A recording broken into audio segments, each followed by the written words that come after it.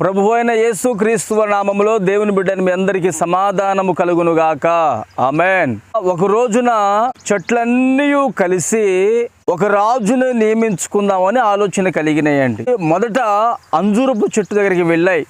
ఎందుకంటే అంజూరు పండ్లు చాలా మాధుర్యం కలిగినవని, ఆ చెట్టును చూసినప్పుడు అనేకులు మనుషులు సంతోషపడతారని గ్రహించి చెట్లన్నీ కలిసి అంజూరపు చెట్టు దగ్గరికి వెళితే అంజూరపు చెట్టును అడుగుతాయి, నీవు మా మీద రాజుగా ఉంటావా అని అడిగినప్పుడు అంజూరపు చెట్టు ఒకటే మాట అందండి, నేను నా మాధుర్యాన్ని ఇవ్వకుండా మానలేను, కాబట్టి నేనైతే ఈ చెట్లన్నిటి మీద నేను రాజుగా ఉండను అని చెప్పాయండి. ఆ తర్వాత ఆ చెట్లన్నీ కలిసి ద్రాక్ష చెట్టు దగ్గరికి వెళ్ళాయండి. గతంలో నేను కొన్ని వీడియోస్ చేశానండి అంజూరపు తోట దగ్గర, అలాగుననే ద్రాక్ష తోట దగ్గర కొన్ని వీడియోస్ చేశాను. మీరు యూట్యూబ్ ఛానల్లోకి వెళ్ళి ప్లేలిస్ట్ కనుక ఓపెన్ చేస్తే ఆ ప్లేలిస్ట్లో నేను చేసినటువంటి ప్రతి వీడియో అందులో ఉన్నాయండి. మీరు తప్పనిసరిగా మీరు చూడండి.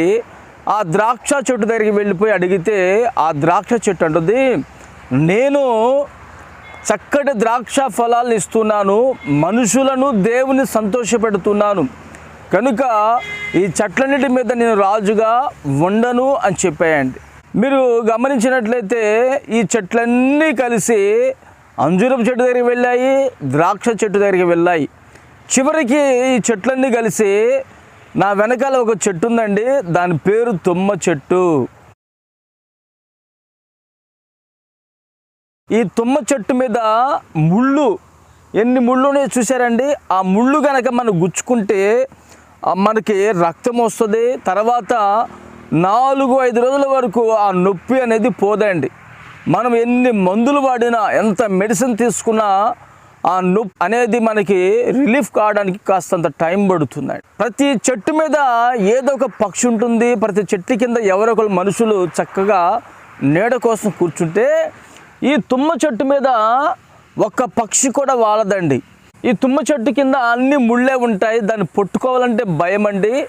వెంటనే చెట్లన్నీ వెళ్ళి ఈ తుమ్మ చెట్టుతో అడుగుతాయి, నీవు మా మీద రాజుగా ఉంటావా అని అడిగితే, మీకు ఇష్టమైతే నేను ఉంటానని చెప్పింది. ఇప్పుడు మీరు గమనించండి ప్రియులారా, ఈ చెట్లన్నిటి మీద రాజు ఎవరంటే తుమ్మ చెట్టు.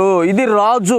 ప్రియమైన దేవుని బిడ్డారా, ఈ లోకములో ప్రభువైన యేసు క్రీస్తు వారు కూడా ఆయన రాజులకు రాజు, ప్రభువులకు ప్రభువే ఉన్నాడండి. అనేక మంది ప్రజలకు ఒక రాజు ఉంటాడు, ఒక మంత్రి ఉంటాడు, ఒక సీఎం ఉంటాడు, ఒక పిఎం ఉంటాడు. ఒక్కొక్క దేశానికి ఒక్కొక్క పిఎము, ఒక్కొక్క రాష్ట్రానికి ఒక్కొక్క సీఎము, ఒక్కొక్క మండలానికి ఒక్కొక్క సిటీకి ఒక్కొక్క ఎమ్మెల్యే, ఎంపీలు ఉంటారు. అలాగుననే ఈ చెట్లన్నిటికి రాజు తుమ్మ చెట్టు.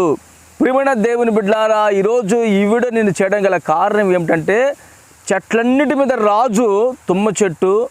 న్యాయాధిపతుల గ్రంథంలో రాయబడినటువంటి మాట. నిశ్చయముగా మనము ప్రభువైన యేసు క్రీస్తు వారిని రాజుగా ఎప్పుడైతే అంగీకరిస్తామో, ఆయనే మన ఏలువాడు, మన జీవితాన్ని ఆశీర్వాదకరంగా మలచగలిగిన వాడు యేసయ్య ఒక్కడే. ఆమేన్. చూడండి పిల్లారా, పైనుంచి చూడండి తుమ్మ చెట్టు. ప్రతి కొమ్మకి ఒక ముళ్ళు ఉందండి. ఆ ముళ్ళులు అనేవి గుచ్చుకుంటే చాలా ప్రమాదకరమైనటువంటి ముళ్ళు. ఆ ముళ్ళు చూస్తేనే మనకు భయం వేస్తుందండి. ఈ చెట్లన్నిటి మీద రాజు అయి ఉన్నటువంటి ఈ తుమ్మ చెట్టుకు ఎన్ని ముళ్ళు ఉండో చూశారు కదండి. అయితే యేసయ్య గుచ్చుకునేవాడు కాదండి. ఈ ముళ్ళన్నీ కలిసి యేసయ్యకు గుచ్చినారు. అంటే యేసయ్య ప్రేమ కలిగిన వాడు, యేసయ్య మన కోసం ప్రాణము పెట్టినవాడు. ఆయన గుచ్చే దేవుడు కాదండి, మనకు మేలు చేసే దేవుడు. నిత్యముగా నీవు ఆయనను అంగీకరించుము, నా దేవుని కృపకు నీవు పాత్రుడిగా ఎంచబడుదువుగాక. ఆమేన్. ప్రార్థన చేసుకుందాం. ప్రేమగల తండ్రి, పరిశుద్ధుడా, జీవాధిపతి, స్తోత్రము నాయన.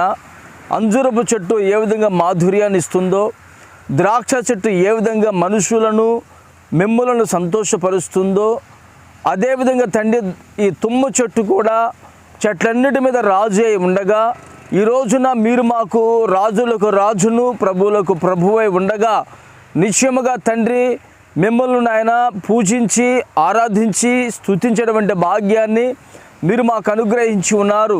నిశ్చయముగా ఈ ఆత్మీయ సంబంధమైనటువంటి సందేశము ద్వారా మా జీవితాలను మేము ఆశీర్వాదకరంగా మలుచుకోవడానికి కృప చూపి మహిమ పొందుకోమని యేసు నామమున ప్రార్థిస్తున్నాను తండ్రి. ఆమెన్.